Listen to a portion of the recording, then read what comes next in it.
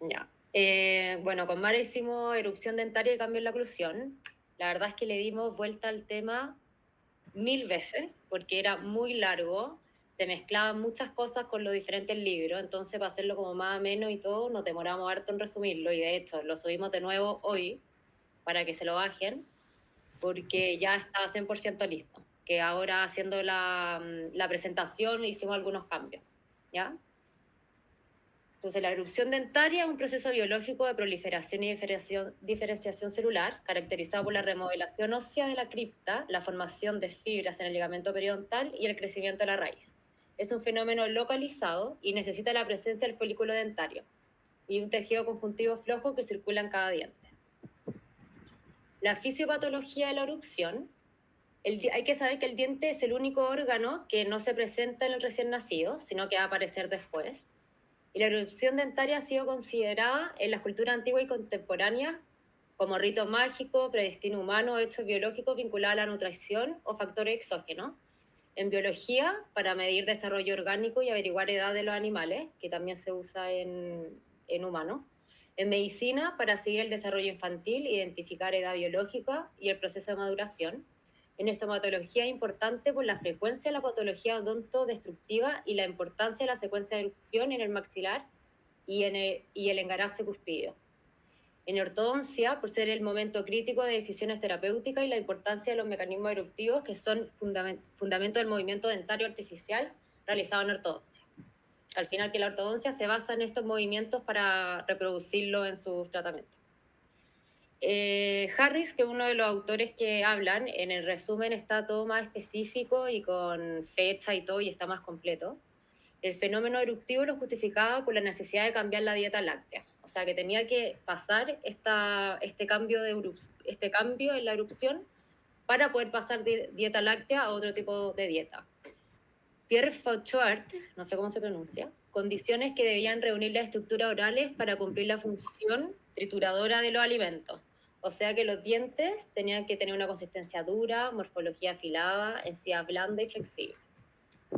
Movers habla de los movimientos fisiológicos de los dientes en el recambio dentario. Y eso igual lo vamos a ir viendo a medida que pasa la presentación. Los mecanismos de erupción, ya, es importante saber que los osteoclastos van a estar siempre presentes y son los responsables del movimiento dentario. En la fase prefuncional va a haber una interacción entre el tejido epitelial que se va a reducir en el momento que emergen los dientes y el tejido conectivo. El esmalte dental se origina a partir de la erupción dentaria. Las señales procedentes de la reducción del epitelio dentario son responsables de la atracción de monocitos en el folículo dentario. Y todas estas son como diferentes mecanismos que van a actuar y que se da por el folículo dentario. Entonces, la CSF1, diferenciación de los osteoclastos, va a acelerar el proceso de erupción y es encargado de la reabsorción del hueso alveolar. La regulación OPG también es necesario para la erupción y está mediada por el que dije recién. La proteína de la paratiroides repara los defectos en el proceso de reabsorción para que el trayecto de la erupción sea fisiológica. CBFA1 es un factor de transcripción en la región apical del hueso alveolar. Se encuentra envuelto por osteoblastos diferenciados en los lugares de aposición para la remodelación ósea necesaria en la erupción dentaria. Bueno, igual esto yo creo que cada una lo va a tener que leer y craneárselo y pensarlo y aprendérselo, porque es importante y en memoria, más que nada. El EGF es el factor de crecimiento epidérmico que regula previamente la expresión del factor TGF-beta. El TGF-beta factor en los lugares de reabsorción y regula la formación de CBFA1. MSP1, agente quimiotáctico para atraer células mononucleares al folículo para iniciar la diferenciación de osteoclasto y producir la reabsorción de hueso y así formar el camino a la erupción. Las enzimas proteolíticas van a romper el tejido conectivo en el recorrido eruptivo. La interleuquina 1 promueve la reabsorción ósea y el NGF, factor de crecimiento del nervio que va a acelerar la erupción dentaria. También es importante mencionar que va a haber un crecimiento vertical intramaxilar y el diente va a ir desde el recinto formativo donde estaba hasta la cresta alveolar. Y el diente va a empezar la erupción una vez que está completamente calcificada la corona, mientras se forma la raíz. En la fase de la erupción, primero está la fase preeruptiva, que se va a producir un movimiento dentario relacionado con el crecimiento de los maxilares. La calcificación de la corona en esta fase es completa, y una vez que está completa, la calcificación de la corona, se inicia la formación de la raíz. Hay un inicio en la migración intraalveolar hasta la superficie de la cavidad oral y no hay desplazamiento lateral. O sea que solamente va a haber un movimiento dental axial o vertical. La erupción preemergente, durante la formación de la corona del diente, el folículo dentario crece concéntricamente alrededor de un punto central fijo y se agranda mientras se desplaza gradualmente desde lingual hacia labial.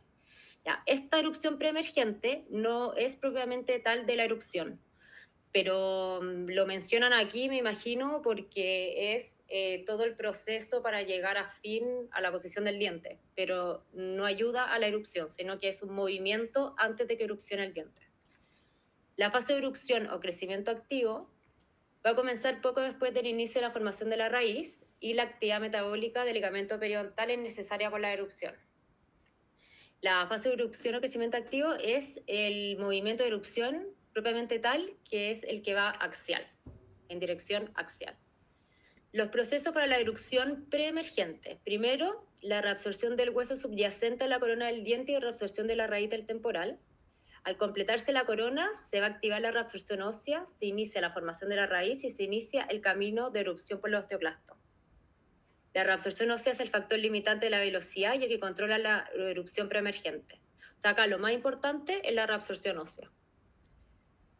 El segundo es un mecanismo de propulsión que mueve el diente hacia el camino despejado. Aquí se desconoce el mecanismo preciso, pareciera que el mecanismo antes y después del diente en boca son diferentes. Bueno, aquí igual lo voy a explicar después, que hay unas teorías en la erupción, pero bueno, eso. Variaciones localizadas en la presión y el que se atribuye a la fase preeruptiva son las variaciones localizadas en la presión y el flujo sanguíneo, fuerza derivada de la contracción de fibroblastos y alteraciones de las sustancias extracelulares del ligamento periodontal. Ya, la fase eruptiva, que es la prefuncional, dura entre 1 año y medio y 2 años. El movimiento dentario eruptivo y el diente ya está en la cavidad oral. Entonces el movimiento dentario eruptivo era el movimiento axial. La raíz ya va a estar a 2/3 de su longitud final. Acuérdense que aquí ya está completamente calcificada la corona. No llega al contacto con antagonista. La erupción dentaria es mayor que el crecimiento vertical de la apófisis alveolar. Movimiento desde la posición intraósea de los maxilares hasta su posición funcional en oclusiones es predominantemente axial y oclusal. Por el crecimiento de los maxilares se produce movimiento en otros planos. Y a esos movimientos, que es por el crecimiento de los huesos, se le llama crecimiento diferencial. Que eso igual es importante porque igual lo mencionaron mucho en el Zoom pasado que tuvimos del crecimiento diferencial. La erupción activa, entonces, va a impulsar el movimiento de los dientes hacia la cavidad oral, aparición de la corona en boca. Y la erupción pasiva es simultánea a la anterior y proporciona el espacio necesario en el hueso alveolar, cambio la inserción epitelial en dirección apical y comienza la formación de la raíz y finaliza con diente en oclusión. La erupción pasiva es cuando se retrae la encía, ¿ya? Durante la erupción de los dientes definitivos, entonces, el diente temporal se va a reabsorber, la raíz del diente permanente va a aumentar, el proceso alveolar va a crecer en altura y el diente permanente se mueve a través del hueso por el camino de erupción. Los dientes permanentes inician movimiento eruptivo solo cuando la corona está completa. Pasan por la cresta alveolar con 2/3 de sus raíces formadas y forman el margen gingival y perforan el margen gingival con 3/4 partes de la raíz. Y esto es una excepción en los incisivos centrales y los primeros molares inferiores, que ellos pueden erupcionar, o sea que pueden pasar la parte del margen gingival con solo la mitad de la longitud de la raíz. En cambio, todos los demás dientes tienen que tener 3/4 partes de la longitud de la raíz. La erupción postemergente, que está dentro de la fase eruptiva prefuncional, la erupción postemergente, va a ocurrir entre las 8 horas y la 1 de la mañana, lo que refleja un ritmo circadiano subyacente relacionado con la liberación de la hormona del crecimiento. Esto, si es que las que ya dieron el examen y me quieren corregir, corríjame, porque la verdad que yo no sé si está mal traducido o si es que en verdad es así, que se llama chorro postemergente, cuando el diente penetra la encía y avanza rápidamente a nivel oclusal, y el mecanismo de erupción que va a tener el chorro postemergente es por flujo sanguíneo en el área apical. O sea, que es la sangre que está apical a la raíz lo que impulsa esta erupción, el chorro postemergente. ¿De qué libro es, Teresita? Este es del... ¿Alguien tiene el resumen ahí abierto? Ahí está con los colores. No, no tengo justo ahora. A ver. Es que no lo puedo abrir porque si no se me va a salir. No importa, no importa. Es no verde. Después lo vemos. No, porque si... ¿Es verde? Sí. ¿Y el verde era de? Espera, que estoy viendo la tercera erupción. Ustrel, creo, ¿no? El verde, me parece. Sí, es que el resumen que yo tengo dice otra cosa. Fase poseruptiva. Será lo mismo que erupción posemergente, ¿verdad? Es que, tengo el resumen anterior porque como tú dijiste lo habían cambiado, ¿verdad? Y lo cambié. Pero da lo mismo porque si es verde es del mismo libro. O sea, del mismo lugar. Sí, pues y es la fase eruptiva prefuncional, que dentro de la fase eruptiva prefuncional, como que destaqué palabras clave, que está la erupción activa, erupción pasiva, como que lo destaqué, y la erupción postemergente, que son como conceptos. Y dentro de la erupción... Perdón. Justo esa parte, la erupción postemergente, que está el chorro postemergente y el equilibrio oclusal juvenil, eso es en azul. Ya, entonces ese es del donde saqué esta... Usted creó, ¿no? De Profit. Profit. De Profit, sí, es de Profit. Sí, de ahí. Entonces sí, puede ser que esté mal traducido. Chorro, me parece que a lo mejor es Flow, ¿será? No lo sé, tendría que buscar el libro y verlo. Pero bueno, eso si quieres lo busco mañana y lo agrego al grupo cuando lo encuentre. Porque lo traté de buscar y no me salía nada. O sea, como que lo busqué en internet y no sé. Pero bueno, está la definición, pero no el concepto. Ya. Y el equilibrio oclusal juvenil, que va a ser una erupción muy lenta luego del contacto oclusal durante toda la vida. Y se produce, por ejemplo, cuando hay una pérdida del antagonista, desgaste, etc. El equilibrio oclusal juvenil no va a estar dentro de la erupción preemergente, sino que ya va a formar parte de la fase post-eruptiva funcional, porque es después del contacto oclusal. Los mecanismos de erupción que va a haber en el equilibrio oclusal juvenil va a ser acortamiento y organización de las fibras colágenas, dientes en función van a erupcionar a ritmo paralelo al crecimiento vertical de la rama mandibular. Y esto es para compensar el espacio creado al alejarse del maxilar. La velocidad de erupción es controlada por fuerza opuesta a la masticación y los tejidos blandos de labios, lenguas y mejilla. Aquí destacaba que era lo más importante los tejidos blandos porque también actuaban en reposo cuando no estaba la masticación ni nada. Los problemas ortodóncicos más difíciles cuando la erupción no coincide con el crecimiento mandibular. Ahí son los más difíciles. Entonces la fase posteruptiva funcional, que es después de la oclusión y es para el resto de la vida, y un movimiento dentario posteruptivo comienza cuando el diente ya está en oclusión y se mantiene hasta su pérdida. Se mantiene el diente erupcionado en posición mientras los maxilares continúan en desarrollo y compensan los desgastes oclusales y proximales. El primer movimiento va a ser axial y va a incluir al diente y su alveolo, cuando el crecimiento de los maxilares está completo. Movimientos de compensación de desgastes continúan toda la vida, que son las migraciones mesiales y axiales. Y es lo mismo que dije anteriormente. En la fase puberal, que a los 13 y 18 años, tiene lugar un nuevo periodo de erupción activa, que la corona va a crecer 2 a 3 milímetros alejándose de la base maxilar o del borde inferior del cuerpo mandibular. Y esto va a coincidir con el brote de crecimiento puberal. Esto se va a producir porque el desarrollo facial que aumenta la altura de la caja oral va a condicionar una adaptación dentaria, por lo que los dientes deben hacer erupción vertical activamente para seguir manteniendo el contacto oclusal. Al final, en esta etapa, todos los movimientos que se hagan van a ser compensatorios. Y esto es como extra, la mayoría de los mamíferos adultos tienen un constante desgaste de las caras oclusales a lo largo de la vida, y hay 3 patrones de erupción. Primero, los dientes de crecimiento continuo, que se van a ver en los mamíferos que sufren desgaste oclusal permanente, como en el caballo y el conejo. Y acá hay amelogénesis durante toda la vida, o sea que hay aposición constantemente de esmalte. Después dientes extrusión continuada, que es para mamíferos que sufren abrasión moderada en la superficie, y son los carneros y ovejas. Acá la corona anatómica va a ser larga y la clínica corta, entonces se va a producir una extrusión por compensación, pero no se va a producir nuevo material dentario como el anterior que se producía la amelogénesis. Esto es solamente por extrusión. Y la erupción continua del diente y estructura circundante, que es lo que le pasa a los niños en dentición mixta, cuando hay 1/3 de la corona anatómica va a estar cubierta por la encía, entonces la encía se va a ir retrayendo y va a ir compensando lo que falta. Y es lo que dije de la erupción pasiva, que es cuando se retruye la encía. Ya como un cuadro resumen, pero de histología de la fase de erupción. La fase preeruptiva va a tener órgano, papila y saco dentario, la formación de la cripta ósea y movimiento del desarrollo dentario y crecimiento de arcada.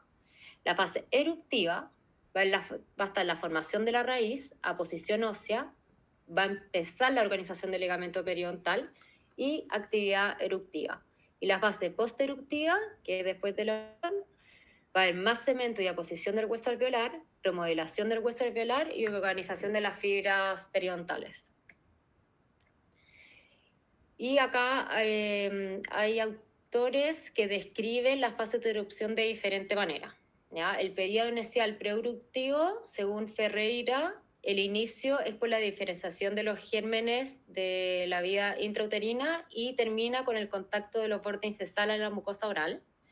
Según Gaudes, va a terminar con la corona completamente formada, el diente no se mueve en dirección oclusal y no atraviesa la mucosa oral.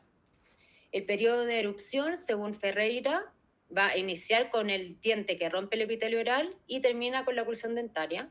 Según Gaudes, va a iniciar con la completa formación de la corona, o sea, y no que traspasa el epitelio, y termina cuando llega a plano oclusal intra o extraóseo. Y el periodo posteruptivo, en Ferreira, inicio con la oclusión, fin la pérdida, y eso. Y los mecanismos que son descritos por Miyake y Gaudes del proceso de erupción relacionados con el crecimiento radicular. Va a haber movimiento oclusal por la presión hidrostática, aumento de la presión en los tejidos periapicales, aposición y reabsorción de hueso en torno al diente, tracción hacia el plano oclusal por las fibras o células del ligamento periodontal, que es parecido también a lo que dije antes.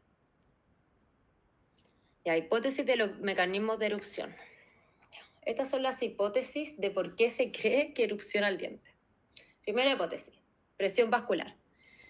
Los dientes se mueven en el alvéolo en sincronía con el pulso arterial, por lo tanto, cambio en el volumen local puede limitar el movimiento dentario. Sin embargo, se ha visto que la excisión quirúrgica del ápice y la raíz y tejido asociado no afecta la erupción del diente, por lo tanto, esto afirma que los vasos locales no es 100% necesario para una erupción, para que se lleve a cabo una erupción. La erupción dentaria es un proceso explicado por la acción de fuerzas que actúan en una relación dinámica con la remodelación ósea. La presencia de una fuerza continua, la calcificación dentaria y una matriz extracelular hace que el diente se mueva. Esto quiere decir que la presión vascular por sí sola no va a hacer la erupción, sino que tienen que haber muchos más mecanismos actuando para que pueda ocurrir. La segunda hipótesis, el crecimiento de la dentina y la compresión de la pulpa. Las raíces en desarrollo van a crecer en dirección apical y van a producir la compresión de la pulpa y van a generar fuerzas que van a poder hacer una propulsión hacia dirección axial. El tejido pulpar apical va a sufrir un remodelamiento coordinado con la posición del diente y la proliferación ística en el extremo apical de la raíz actuaría como un resorte que expulsará el diente. Actualmente sabemos que la formación de la raíz parece generar una fuerza, pero no causa movimiento eruptivo. Es lo mismo que pasa con la hipótesis anterior, como si sola no funciona, sino que tienen que haber más mecanismos funcionando. 3. Crecimiento de hueso. El crecimiento de hueso alveolar, el desarrollo dentario y la erupción dentaria son dependientes entre sí. La formación de hueso alveolar en la región apical del diente en desarrollo ha sido propuesta como un mecanismo para la erupción. Bueno, acá lo mismo, combina el hueso con el desarrollo dentario y con la erupción dentaria. O sea, el crecimiento de hueso por sí solo tampoco es una hipótesis eruptiva por sí sola. Tiene que estar acompañada de otro mecanismo. La hipótesis de la tensión intraligamentosa. La tensión de las fibras colágenas tiraría el diente hacia la tracción de él y el exterior del alvéolo. Las fuerzas que obligarían a las fibras a contraerse serían debidas al propio proceso de maduración del colágeno, maduración del colágeno, que al transformarse de procolágeno a colágeno sufre una contracción y deshidratación con acortamiento de las macromoléculas. Ya, esto igual es importante, que antes, no sé si se acuerdan que lo mencioné, que el ligamento, este cambio del ligamento periodontal se produce ya en la fase preeruptiva, cuando ya sobrepasa el epitelio bucal. Entonces tampoco puede ser una hipótesis por sí sola para el mecanismo de erupción, porque no es desde el principio, sino que la evolución del ligamento periodontal se produce después. Otros investigadores sugieren que serían los fibrolastos periodontales los responsables de la fuerza eruptiva a través de su contractilidad o de la actividad migratoria dentro del espacio periodontal.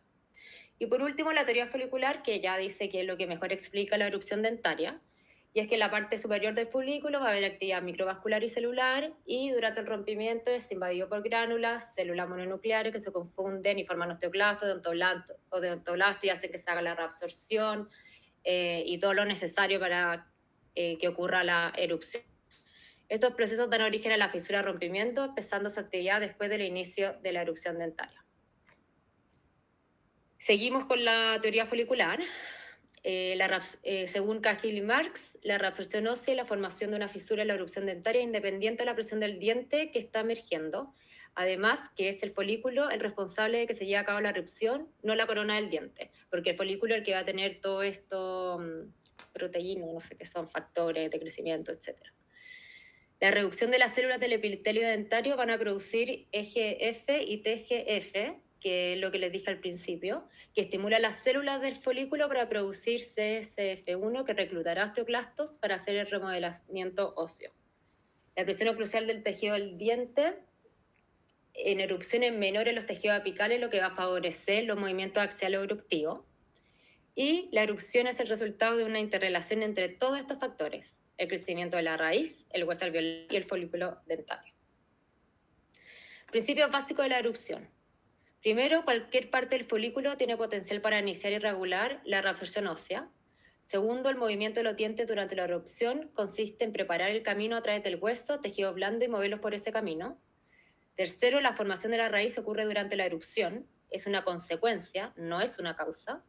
La formación del hueso y la raíz mueven el diente en erupción a través del epitelio oral para su posición en la arcada. La formación ósea y la posible formación del cemento apical mantiene un movimiento eruptivo lento a lo largo de la vía.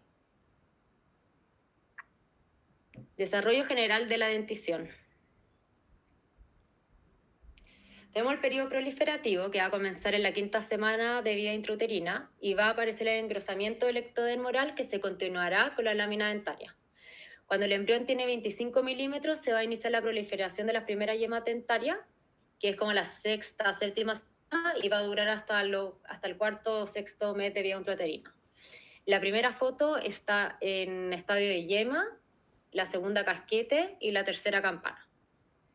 Los periodos de calcificación: la calcificación es cuando se consolida estructuralmente el diente, es cuando se produce el esmalte.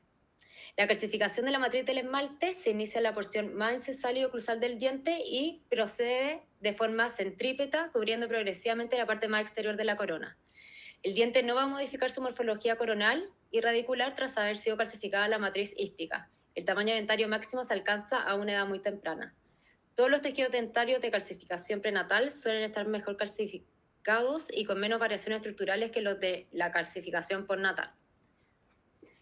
La calcificación en dentición temporal: los incisivos centrales van a estar listos a la 14 semana de vida intrauterina, los primeros molares a las 15 semanas y media, los incisivos laterales a las 16 semanas, caninos 17 semanas y segundos molares 18 semanas. Cuando ya nace, la mayoría de las coronas están calcificadas, de los temporales. A los 6 meses en que hace erupción los incisivos, la formación de la raíz va mucho más retrasada y se prolonga hasta 1 año después de la erupción. El ápice radicular se cierra 12 meses después de haber hecho erupción el diente. Y la calcificación en los dientes permanente: ya, esto está en el Canut así tal cual, que sale el 6 más menos 6. ¿ya? Y 6 significa que son los 6, o sea, los primeros molares. 1, los centrales, 2, laterales, 3, canino, etc. ¿Ya? Más es superior y menos inferior. Entonces te dice que los primeros molares permanentes se calcifican al nacer, o sea que ya están calcificados a los 9 meses de vida intrauterina. Los centrales superiores e inferiores y puede ser que los laterales inferiores a los 6 meses postnatal. Los caninos superiores e inferiores a los 2 meses postnatal, los laterales superiores e inferiores a los 18 meses postnatal, los primeros premolares superiores e inferiores a los 30 meses postnatal, los segundos premolares superiores e inferiores a los 3 años, los segundos molares permanentes a los 4 años y los terceros a los 10 años. Esto es importante que anoten lo que significa porque se les puede olvidar y no se entiende nada. Las características eruptivas generales, ya, todos sabemos que es por herencia, que si es que alguien tiene una gestación precoz o tardía se va a heredar entre la familia. La edad de aparición del primer diente, la relación del momento de aparición de los primeros dientes, temporal y permanente, que seguramente si es que salen primero, o sea, si es que se retrasan los temporales, también se van a retrasar los permanentes. Las diferencias topográficas y secuencia eruptiva, la erupción antes de la arcada inferior que la superior. La variación más observada es la aparición de los molares antes que la de los segundos bicúspides. Raza y sexo, en la raza negra, la dentición se completa antes que la raza blanca y en regiones cálidas también va a ser antes que en los climas fríos. La erupción también se va a adelantar en familias con buena nutrición en comparación con mala nutrición y en buena higiene oral. Los caninos y bicúspides hacen erupción un año antes en niñas que en varones y los terceros molares salen antes en hombres que en mujeres. El desarrollo radicular, todos los dientes hacen erupción sin tener la raíz del todo formado y con el lápiz abierto. El brote eruptivo, los dientes permanentes los sufren y lo empujan a salir precozmente cuando se pierde o extrae el diente temporal a la que tiene que reemplazar. Velocidad de erupción. Una vez que el diente ha atravesado la encía, se inicia la fase prefuncional de la erupción. Es muy rápido el desplazamiento vertical inicial. Y el tiempo total suele ser de 12 meses y a los 4 meses ya es visible la mitad de la corona. Hay que esperar 8 meses para que la corona alcance la altura cruzal y entre en contacto con el antagonista. Y también cuando ya llega al antagonista, la velocidad disminuye. La dentición prenatal. Diente en situación preeruptiva. La séptima semana de vida intrauterina va a surgir de la lámina dental las primeras yemas que van a corresponder a la dentición temporal. Y la posición de esta yema en proyección oclusal es lo que se ve en la foto, ¿ya? Esto es lo que todavía no está erupcionado, sino que está dentro, intraalveolar. Incisivos inferiores hacia lingual, los incisivos centrales superiores hacia vestibular, incisivos laterales superiores hacia palatino, espacio central intercisivo superior por la sutura intermaxilar, caninos superiores e inferiores. Oye, no estoy viendo la pantalla, ¿todos lo veis? Porque yo no veo, no me sale ya. ¿Lo ven las demás? Sí, trata de con la tablet hacia la izquierda, tal vez ahí lo puedas ver. Nada, será el mío. Te sigo escuchando. ¿Sigo? Ahora No ya sé sí, si ya Mara lo lo estoy ve. viendo también. Gracias. Estaba hablando como de la posición intraalveolar de los dientes antes de erupcionar, o sea, cuando están dentro del alveolo, ¿ya? Los incisivos inferiores van a estar hacia lingual, los centrales superiores hacia vestibular, los incisivos laterales superiores hacia palatino, el espacio central interincisivo superior por la sutura intermaxilar, caninos superiores e inferiores vestibulares, primeros molares superiores y primeros molares inferiores lingual palatino, y segundos molares superiores e inferiores vestibular, que ahí se puede ver la imagen y se entiende súper bien. La curva en zigzag de OOE, que es tanto vertical como horizontal, apiñamientos generalizados por el mal alineamiento de las yemas dentarias, claro, porque hay poco espacio. A lo largo del desarrollo embrionario van a crecer los maxilares y los dientes van teniendo más espacio. Al séptimo mes de vida intrauterina, además del empeñamiento primitivo de implantación intramesenquimatosa, se añade un problema volumétrico real, que es que los gérmenes van a ser de mayor tamaño que el crecimiento de los maxilares. Entonces, por eso se produce este apiñamiento. Dentición temporal. La cronología de la dentición temporal, ya, acá todos los libros tienen fechas diferentes. Yo no sé si hay que aprendérselo a memoria, no tengo idea, pero yo creo que lo más importante es la secuencia con la que salen los dientes, tanto en dentición temporal como permanente. ¿Ya? Las fases de evolución. Fase activa de erupción es de 0 a 2,5 años. El neonato no va a tener una dimensión vertical y la lengua es la que mantiene la separación entre los rodetes gingivales. Posteriormente, el hueso alveolar se irá remodelando, los dientes erupcionarán y se establecerá una oclusión temporal definitiva. La fase de reposo aparente, que es de los 2,5 a los 6 años, no van a haber cambio aparente importante. En el interior del maxilar y la mandíbula se va formando y calcificando progresivamente la dentición permanente. La arcada se va a volver amplia, abierta y circular. Como característica de la dentición temporal, va a haber un espacio de crecimiento que son los diastemas de Vogt. Entre los 3 y 5 años se va a producir el crecimiento transversal de los maxilares y con él aparecen diastemas entre los incisivos temporales para dejar sitio a los permanentes, porque los incisivos permanentes van a ser más grandes que los temporales.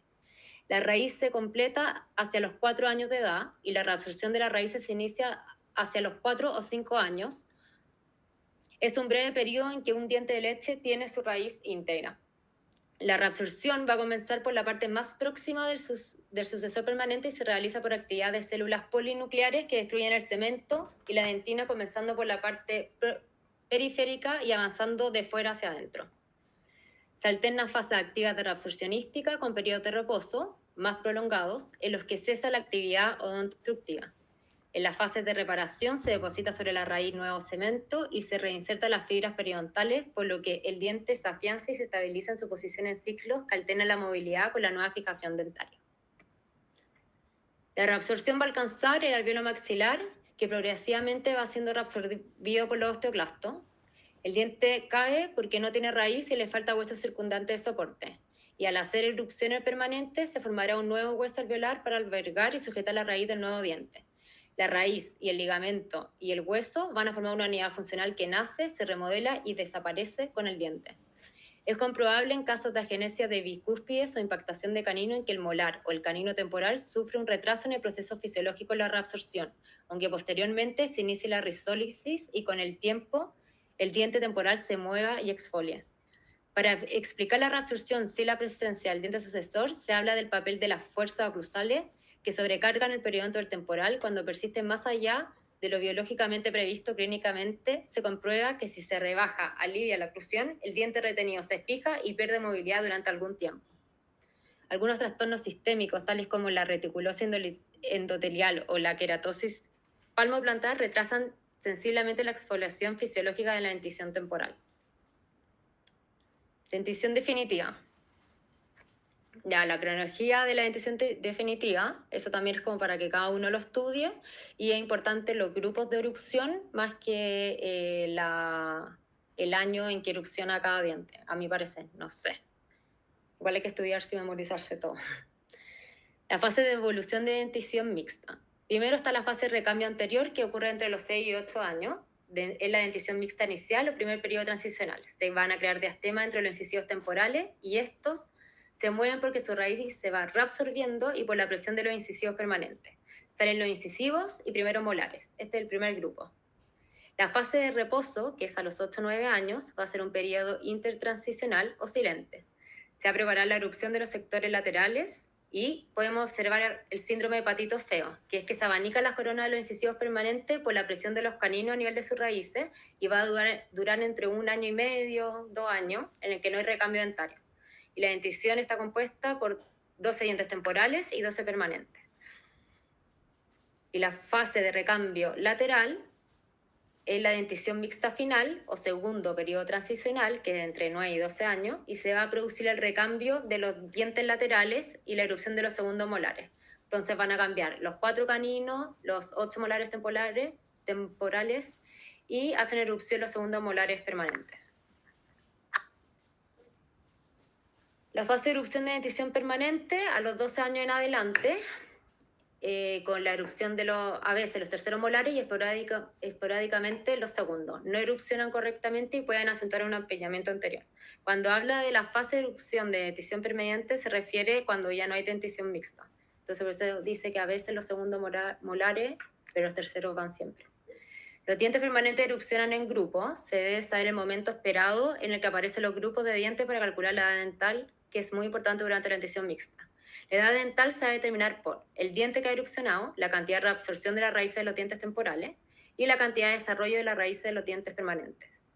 Un diente emerge cuando se ha completado los 3/4 partes de su raíz. Se necesita entre 2 a 3 años después de la oclusión.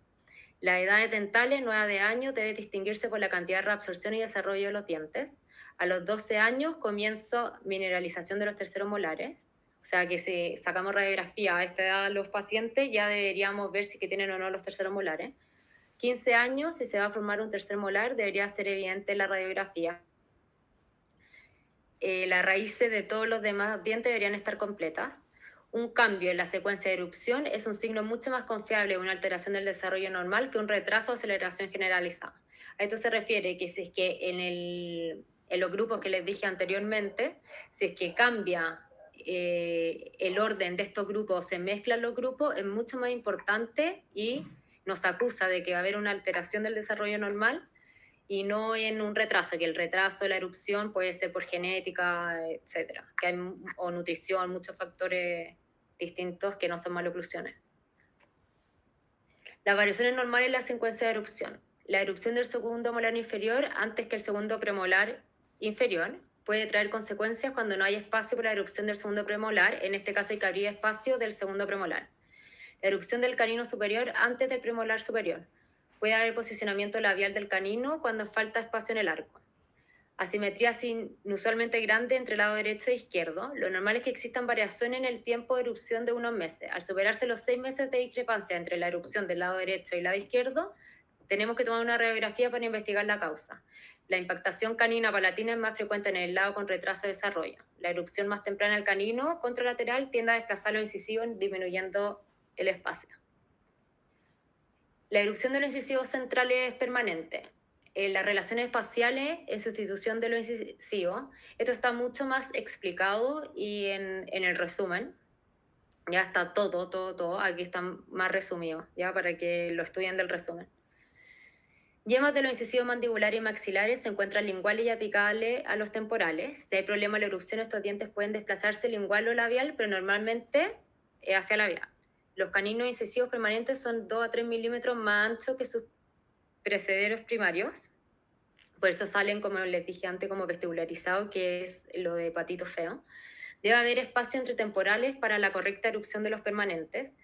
El periodo de responsabilidad de los incisivos, apiñamiento transitorio normal de los incisivos durante los 8 o 9 años. Los incisivos permanentes erupcionan más vestibularizados, formando un ángulo intercisivo más cerrado, y esta protrusión aumenta la longitud del arcado. Este es el patito feo. El espacio de primates, por mesial de los caninos superiores y por distal de los inferiores. Va a favorecer la erupción de los primeros molares permanentes, mesializando los primeros y segundos molares temporales. Este mecanismo se va a denominar impulso mesial precoz. La procedencia de los espacios de primates. No existe crecimiento esquelético significativo en la parte frontal de la mandíbula. Por lo tanto, la procedencia viene de otro lugar que no es el crecimiento esquelético. 1. Ligero aumento en el ancho dentario a través del canino. Los dientes van a erupcionar hacia arriba y hacia afuera.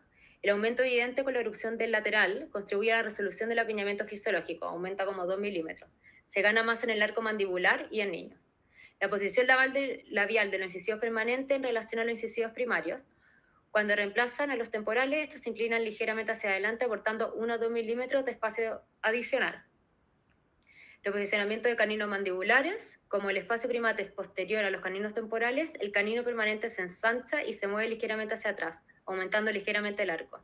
En maxilar, el espacio primate es mesial el canino, habiendo poca oportunidad para un cambio antero-posterior, sino que el cambio en el maxilar superior es solamente anterior, no es posterior.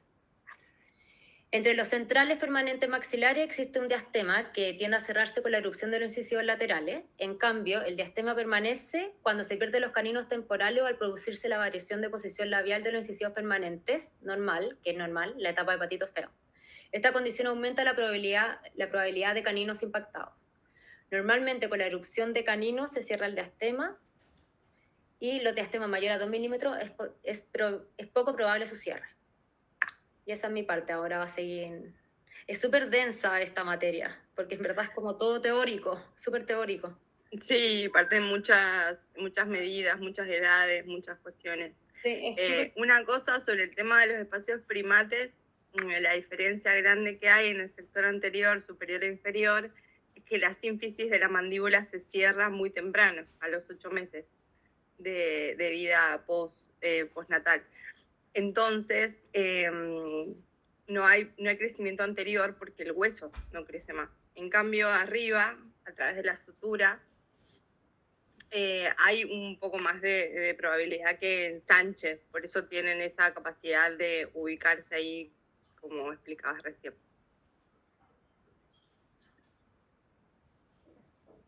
No sé si se entendió. Sí, yo lo entendí, lo voy a agregar ahora al resumen. Comentario. Igual está en crecimiento, lo que vimos la semana pasada. Ah, verdad, sí. Hola, estoy Pero un preparando poco la para relacionar, presentación. para relacionar los temas, como para ir enganchando una cosa con otra.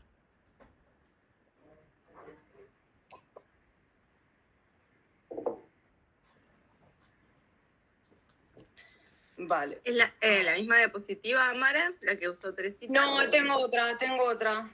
Ah, vale. Espera que, porque no puedo solo la diapositiva presentarla. Antes no me dejaba intentar, como estaba Teresa reproduciendo, no me dejaba hacer la simulación, por así decirlo. Dame un segundito que lo abro, a ver si me lo abre en la pantalla y lo pongo todo junto.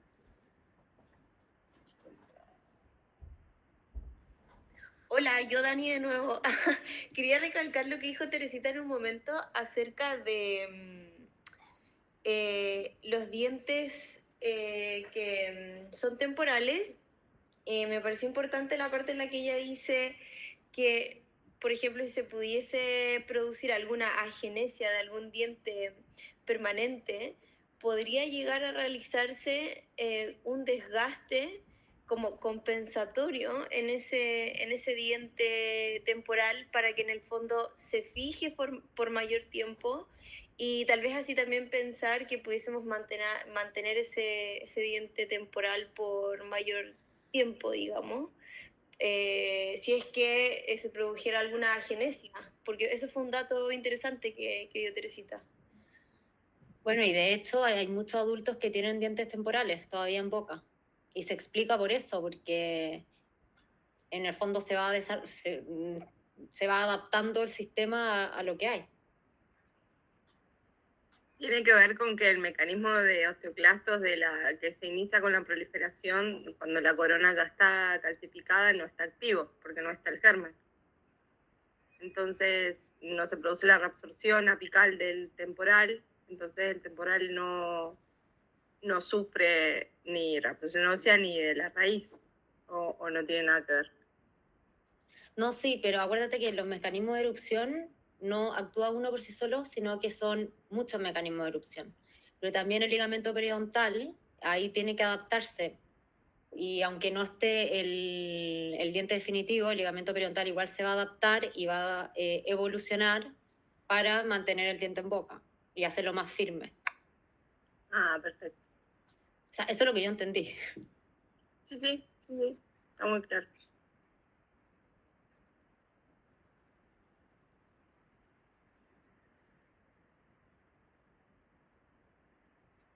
Vale, acá lo tengo. Mara, a ver. ¿puedes? Sí, creo que ya, a ver.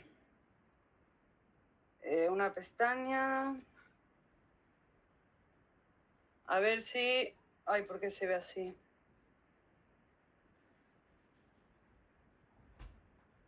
Presentación. ¿Ahí me están viendo ustedes? Sí. ¿Están viendo mi... Abajo, digamos, a la derecha, ahí. Ahí creo, ¿no? ¿Ustedes ven todo bien?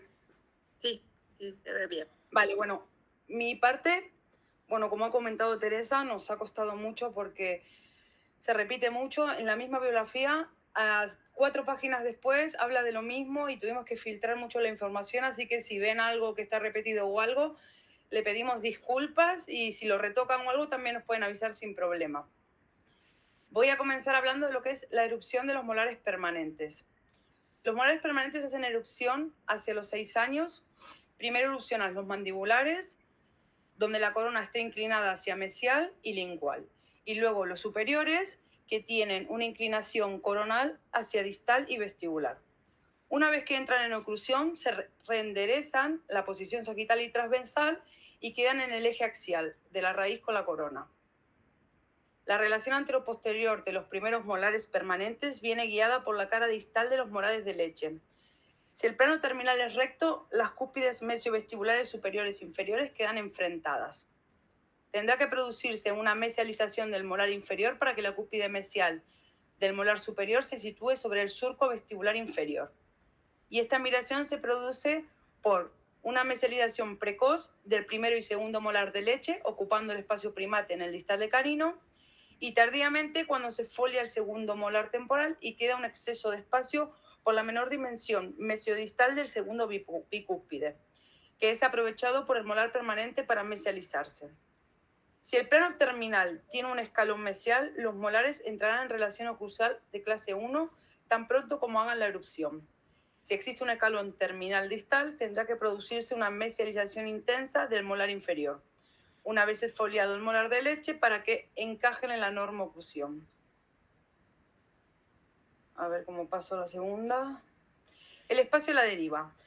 Son las relaciones especiales en sustitución de caninos y molares primarios. Los premolares son los primeros que los segundos. Los premolares son más pequeños que los segundos molares temporales. El espacio de libertad de la mandíbula es de 2 milímetros. El espacio de libertad maxilar es de 1,5 milímetros. El molar temporal es un poco más grande que el primer premolar y el espacio de libertad, que es la holgura del arco mandibular, es de 2,5 milímetros. El espacio de libertad del arco maxilar es 1,5. Al perderse los segundos molares temporales, los primeros molares permanentes se mueven medialmente con rapidez, haciendo la transición de un plano terminal recto a clase 1 de angle en permanente. El espacio libre es la disminución de la longitud y circunferencia del arco. En este caso de existir apiñamiento dentario de incisivos, podría aliviarse al mantener el espacio de libertad con la ortodoncia. La erupción de los dientes posteriores. En la dentición temporal, el germen del canino está en la zona más profunda del hueso. En la dentición mixta, la posición del canino y el primer bicúspide se han igualado verticalmente y queda el segundo bicúspide más retrasado. En la erupción hay 2 patrones de secuencia. En los niños brota antes el canino, en unos niños, y en otros el primero bicúspide. El segundo bicúspide suele ser el último diente que hace erupción en la arcada inferior. El arcado superior es el canino. En la mayoría de los casos, el último diente que hace erupción en la presencia de canino se palpa en la eminencia vestibular. A partir de los 10 años se nota el abultamiento del canino, y si no se palpa digitalmente, hay que sospechar que se ha desviado su trayecto y está saliendo por palatino o se encuentra impactado. Los segundos molares permanentes hacen erupción normalmente cuando ya se han esfoliado todos los dientes temporales. Al salir se desplazan en un largo recorrido hacia distal y vestibular, y es la mejilla la que frena su trayecto y obliga a alinearse. Los segundos molares inferiores salen con la inclinación de la corona hacia mesial y hacia lingual, y la reabsorción del borde anterior de la rama vertical de la mandíbula abre espacio para la erupción sucesiva del primero, segundo y tercer molar en la arcada superior. Sin embargo, es el crecimiento aposicional de la tuberosidad posterior del maxilar lo que permite hacer sitio a los molares. Los dientes permanentes, los incisivos superiores, los caninos y los premolares se desarrollan por lingual de los gérmenes temporales en la parte oclusal, en la misma cripta, y con la erupción de los temporales se mueven hacia apical ocupando su propia cripta ósea. Los molares superiores se desarrollan en la tuberosidad. Inicialmente tienen sus caras oclusales hacia distal y giran su posición luego del desarrollo suficiente del maxilar que les proporciona ese espacio. Los molares inferiores se desarrollan con sus caras oclusales hacia mesial. Anomalías cronológicas. Hay una dentición tardía cuando hay, por herencia, que se repiten los mismos miembros de la familia, por endocrinopatías y síndromes congénitos, como el hipotiroidismo, que en la fase prepuberal, sobre todo en la femenina, cursan con un retardo larvado de desarrollo que incluye el recambio dentario y la maduración ósea, el hipopituitarismo y la hipovitaminosis D, el síndrome de Down, la disostosis craneofacial y la cleidocraneal, la osteoporosis y la displasia ectodérmica. Por embriopatías regionales también hay trastornos embriológicos que cursan con alteraciones maxilofaciales y retraso en la erupción de la dentición permanente. En las fisuras palatinas y labios leporinos van acompañados con la anomalía de número y forma. El recambio es lento y el ortodoncista debe esperar que salgan los incisivos caninos y bicúspides para acabar el tratamiento. Las agenesias dentarias también van acompañadas de retraso en la salida del resto de la dentición permanente. También hay trastornos locales que son frecuentes en la región anterior y hay que hacer radiografías para localizar el origen, como una patología maxilar de quistes o restos radiculares, patología dentaria que pueden ser dientes supernumerarios, traumatismo y anquilosis del temporal, y anomalías eruptivas que puede ser una erupción ectópica, extracción prematura del temporal y trastornos volumétricos, que se da cuando hay macrodoncia o acortamiento de la longitud de la arcada por falta de espacio. En el desarrollo fetal tardío y en el nacimiento, en un inicio, las fontanelas no están calcificadas, que son los huesos planos del cráneo, y la caja del cerebelo tiene la posibilidad de aumentar de longitud o disminuir de ancho, facilitando el paso a través del canal de parto. También se facilita porque la mandíbula está poco desarrollada. Después del parto, durante un periodo breve de 7 a 10 días, fisiológicamente cesa el crecimiento, pudiendo provocar una disminución del peso al nacer y efectos físicos en los tejidos esqueléticos. Los huesos están en constante remodelación. Cualquier detención del crecimiento no tardaría en quedar al descubierto. Los dientes, al ser visibles, cualquier alteración del crecimiento relacionada con el nacimiento se refleja en el esmalte, que se denomina línea neonatal. En condiciones normales es una línea casi impreciable, pero cuando el periodo neonatal fue tormentoso, el resultado puede ser una área prominente del esmalte manchado, distorsionado o poco calcificado. Las alteraciones de crecimiento de 1 a 2 semanas o más dejarán un registro visible en el esmalte de los dientes. En una infancia tardía, en los años de dentición mixta, hay variaciones típicas de la normoclusión. Solo una tercera parte de los individuos tienen espacios abiertos entre todos los incisivos. Un pequeño porcentaje no tiene espacio alguno o tienen apiñamiento, y el resto de la población tienen algunos diastemas localizados variablemente.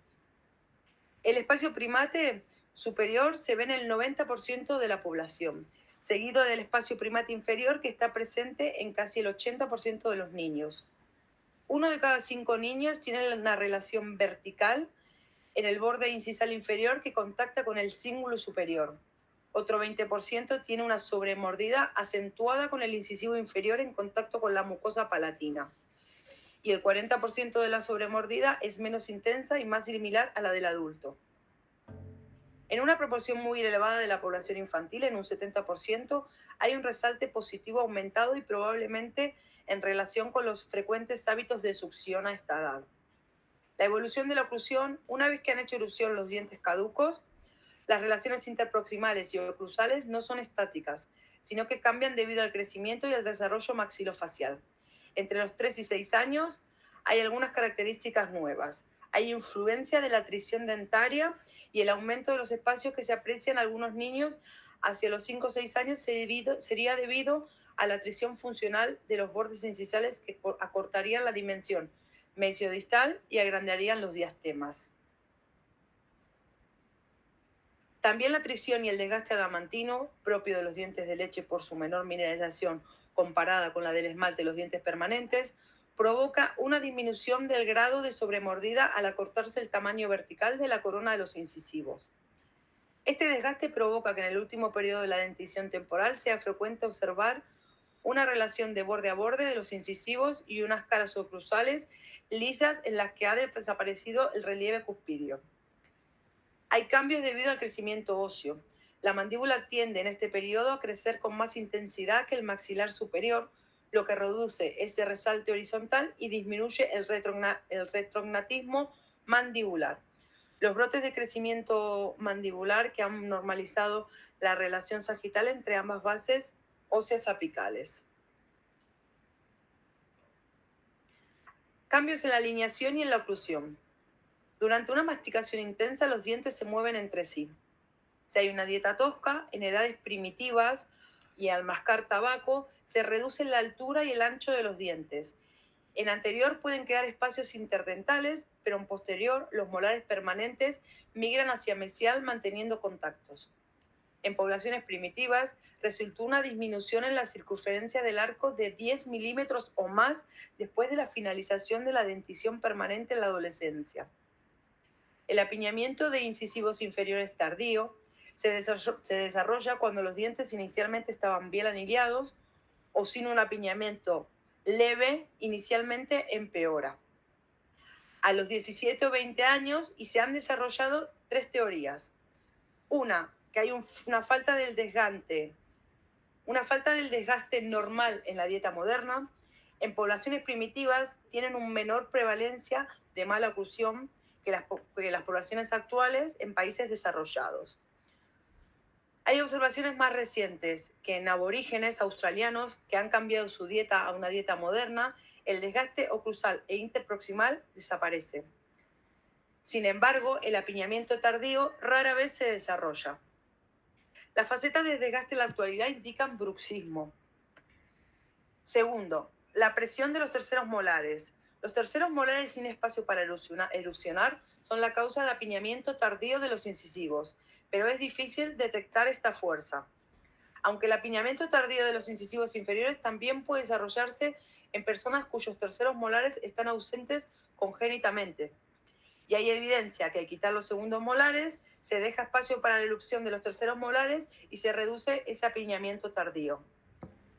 También la tercera opción es el crecimiento mandibular tardío. Hay un mayor crecimiento mandibular que maxilar a finales de la adolescencia.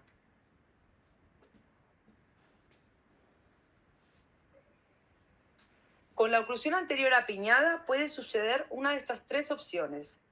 La mandíbula se desplaza distalmente y hay una distorsión de la ATM y disco articular y está relacionado con dolor y difusión miofacial. Es raro que suceda. En incisivos superiores se ensanchan hacia adelante abriendo espacios entre dientes. Rara vez se observa. Y en incisivos inferiores se desplazan distalmente y se apiñan. Se produce disminución de la distancia intercanina inferior. Y es la respuesta más habitual de la oclusión apiñada anterior. El concepto actual dice que el apiñamiento tardío de los incisivos casi siempre se desarrolla cuando los incisivos mandibulares se mueven distalmente en relación con el cuerpo de la mandíbula, al final del crecimiento mandibular. Si hay espacio disponible en el extremo distal del arco mandibular, no se produciría el apiñamiento. Si los terceros molares impactados en el extremo distal evitan que los dientes posteriores se desplacen hacia distal y al ocurrir el crecimiento mandibular diferencial, podría desarrollarse apiñamiento. Entre más crece la mandíbula, después de que se termina el otro crecimiento, mayor será la probabilidad de apiñamiento. Cambios por envejecimiento en los dientes y las estructuras de soporte. En la erupción de un diente permanente, la cámara pulpar es grande y con el aumento de la edad se vuelve más pequeña. Este proceso ocurre relativamente rápido hasta finales de la adolescencia. La dentina adicional continúa produciéndose a un ritmo más lento a lo largo de la vida, por lo que en la vejez las cámaras pulpares de algunos de los dientes están prácticamente borradas. La maduración también provoca una mayor exposición del diente fuera de los tejidos blandos. Hay un movimiento apical relativo de la inserción que resulta más del crecimiento vertical de los maxilares y de la erupción acompañante de los dientes que de la migración hacia debajo de la inserción gingival. La erupción pasiva, en realidad, es una erupción activa que compensa el crecimiento vertical de la mandíbula. El crecimiento vertical de los maxilares y el aumento de la altura de la cara continúan una vez completado el crecimiento transversal y anteroposterior. La mandíbula deja de crecer verticalmente a finales de la adolescencia y la inserción gingival suele estar más cerca del límite anverosegmentario, que en condiciones de salud debe permanecer indefinidamente. Anomalías eruptivas. Anomalías en los incisivos. Hay que comparar con el incisivo contralateral y es sospecha toda alteración cronológica que separa la erupción de ambos centrales más allá de los 3 meses. Hay que tomar radiografías para analizar el factor que obstruye la salida del incisivo. Por falta de espacio. Puede ser por un acortamiento de la longitud de la arcada o por una anomalía volumétrica. Afecta sobre todo a los laterales. Diente supernumerario. Hay más frecuencia en arcada superior e impide la erupción de uno o ambos incisivos. Traumatismo. El trauma en un incisivo temporal que provoca el choque del ápice del diente temporal con la corona del central permanente que se voltea hacia el labial, lo que genera es que se voltee hacia el labial y erupciona alto. También un golpe sobre el central permanente puede dejar como secuela la fusión del cemento con la pared alveolar, que es una anquilosis alveolo-dentaria, y que detiene la erupción y deja el diente alto sin llegar a ocluir con el antagonista. También puede ser una anomalía eruptiva la patología tumoral, que puede ser los quistes y odontomas infantiles en la zona maxilar. El síndrome de displasia cleidocranial se produce una falla en la reabsorción ósea afectando la reabsorción de hueso y raíz del temporal. Además se produce un bloqueo mecánico por tener una encía fibrosa y dientes supernumerarios. El síndrome humano de la falla primaria de la erupción es de uno o de todos los dientes permanentes posteriores. Existe una anomalía en el ligamento periodontal que impide la erupción dental. Es un defecto genético donde los dientes afectados no responden a las fuerzas de ortodoncia y no pueden moverse al arco dental, aunque no están anquilosados. Anomalía en los caninos. Falta de espacio. Al ser el último diente en hacer erupción, recoge todos los problemas de espacio y lo frecuente es que haga una erupción alta más allá del límite mucogingival.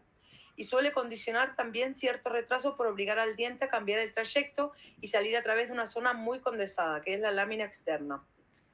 Puede ser también por impactación, sobre todo el superior, suele ser en la zona palatina, por detrás de las raíces de los incisivos, y pone a veces en peligro la integridad de la raíz del lateral e incluso del central, que puede reabsorber y desvitalizarse.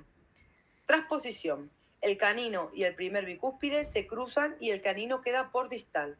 En otras ocasiones se transpone con el lateral y el canino hace erupción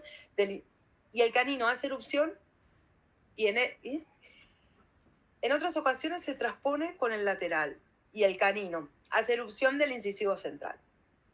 En la arcada inferior, el canino excepcionalmente se vuelca y migra hacia la línea media en el interior del cuerpo mandibular y es la llamada transmigración del canino inferior.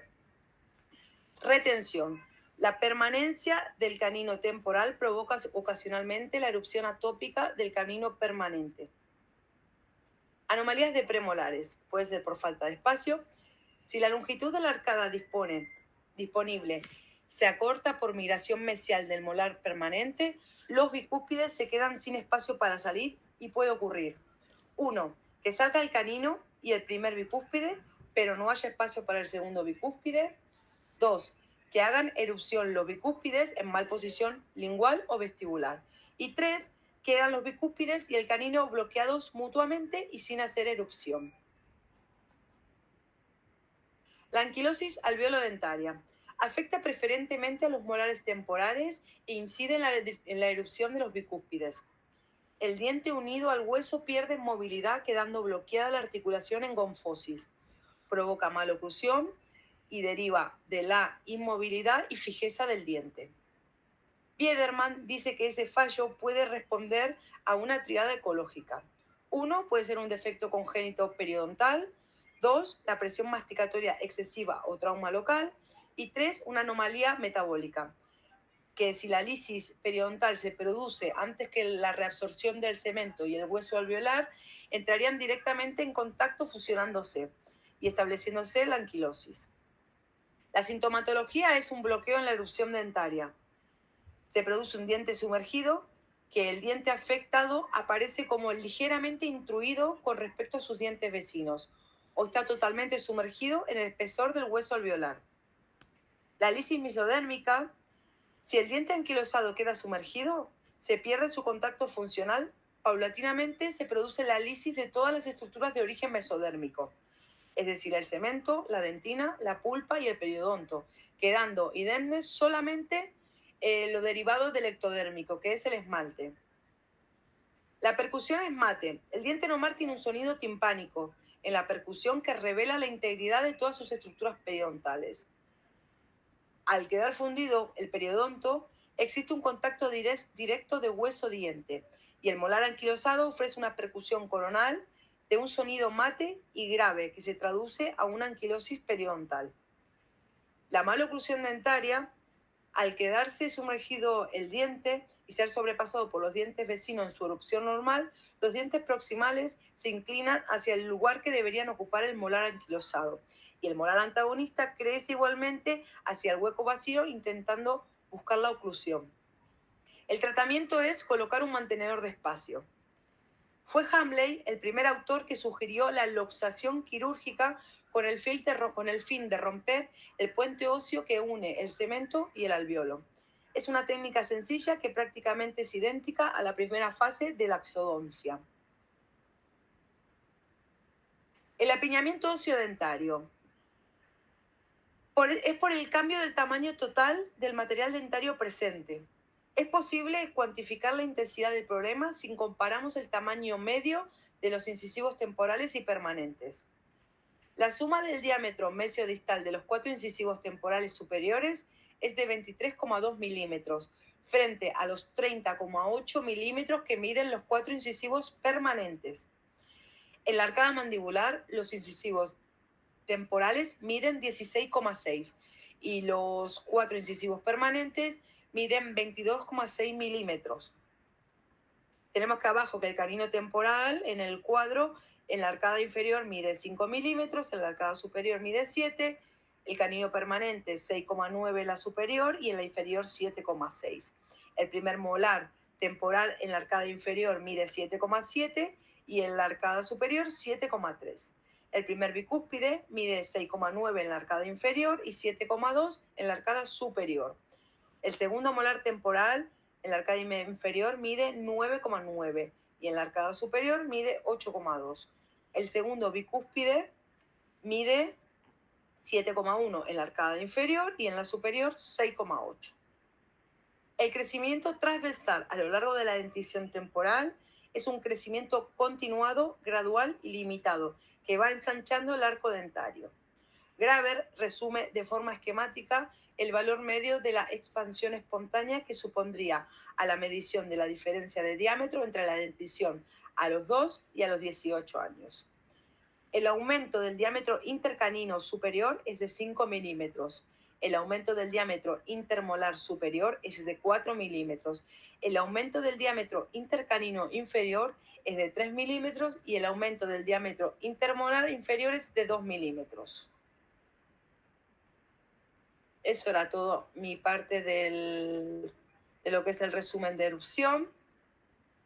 No sé si sigo presentando. ¿Sigue mi pantalla? No, ya se salió. Vale, Carolina.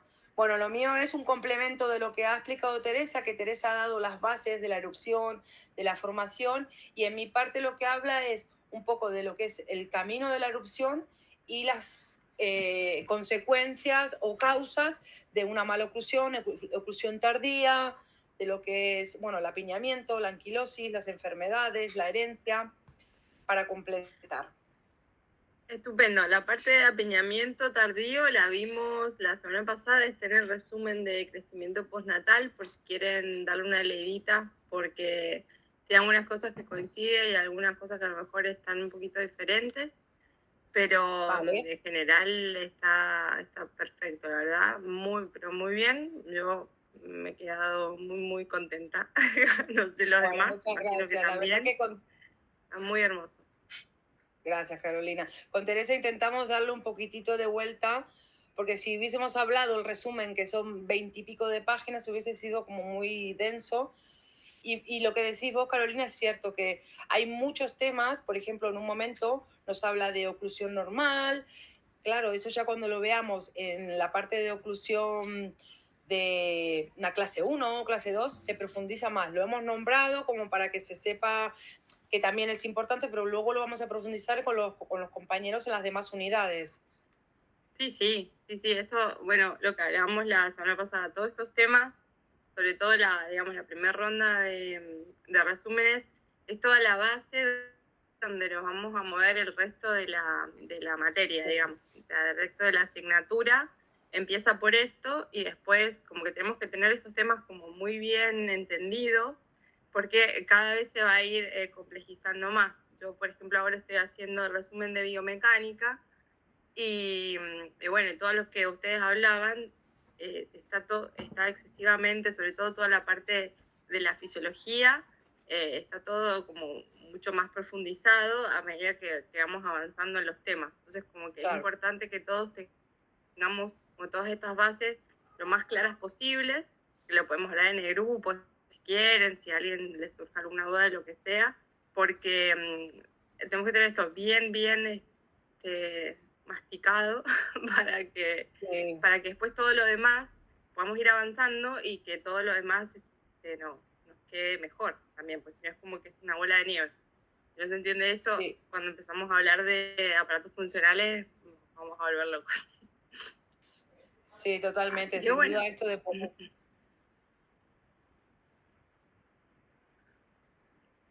¿Perdón? ¿Qué decías? No, te decía que sin duda esto de hacer el resumen, de ir charlándolo, de estar en el grupo pendiente. Yo ya tuve 2 chicas que he trabajado, ahora tengo que trabajar con una tercera, eso también a todos nos va a unir y nos va a nutrir y la verdad que me parece estupendo. Lo del grupo me parece genial y creo que nos va a traer a futuro buen resultado para todos. Bueno, qué bueno que lo vean así. Nosotros ya, bueno, no sé si ya lo sabían, pero nosotros lo sacamos a esto de cuando estudiamos pacientes especiales el año pasado, que se armó así de esta manera, y la verdad que nos ayudó un montón. Si bien a mí me fue mal en el examen, Jimena aprobó y hubieron muchísimas personas, te diría que muchas personas del grupo de estudio aprobaron porque todas estas cosas como que te ayudan también a no estudiar en solitario, porque a veces estudiar en solitario es como tratar de aprender todo como un lorito y después las preguntas vienen así como deformadas completamente y entonces hay que como unificar, digamos, estudio, conocimiento para que todos sepamos lo mismo y que también sea fácil después impugnar, sea fácil pelear por el examen, que todos tengamos esa base de saber en qué parte del libro está, y todas esas cosas son muy importantes. Sí, sobre todo eso también, que mucha bibliografía para una sola persona y no solo una materia. Hay gente que tiene 3, 4, 5 materias y la verdad que esto nos suma mucho. Yo, por ejemplo, lo que hicimos con Teresa, nos separamos 2 libros ella, 2 libros yo y fuimos haciendo y nos fuimos complementando, pero también nos pasó eso, que hablan tanto de lo mismo que tuvimos que leerlo tantas veces y aparte lo de los colores, que también ayuda, pero claro, te termina un poco la cabeza, la vista se cansa y todo, así que fue este tema un poquito denso para nosotras, pero que lo vamos a sacar sabiendo al 100%. Eso, ese es el espíritu. Totalmente. Bueno, genial. Bueno, muchísimas gracias. Si ustedes quieren subir el PowerPoint al grupo, si no, sí, no sin nada. problema. Porque también es como una buena guía de estudio como para ir viendo. No sé si alguien tiene alguna otra pregunta para hacer, un comentario. ¿Lo subimos al Drive o lo mandamos por WhatsApp? ¿O da igual? Como quieran, de todas maneras, igual lo vamos a subir al Drive, pero como quieran, si prefieren subirlo directamente, es lo mismo en realidad. Por mí no hay problema, como lo quieran hacer. Yo lo tengo ahora y si lo puedo subir al Drive ahora, ya lo subo, si no. Bueno. Sí. Súbanlo, no hay problema. Bueno, muchas gracias por su tiempo, por su paciencia, por su todo. No, gracias a ustedes, ha estado muy interesante, muy entretenido. Bueno, me alegro mucho. Y a Mara también, que Mara se fue y tuvo que desconectar, pero nada, que así. Muchas gracias. Así que nos vemos el miércoles que viene con anamnesis y exploración clínica y con confección de registros diagnósticos. Estupendo. También es un poco de toda esta parte, digamos, del principio. Así que bueno, buenas noches. Vale, genial. Buenas noches, igual. Buenas noches, adiós. Adiós. Buenas noches, gracias.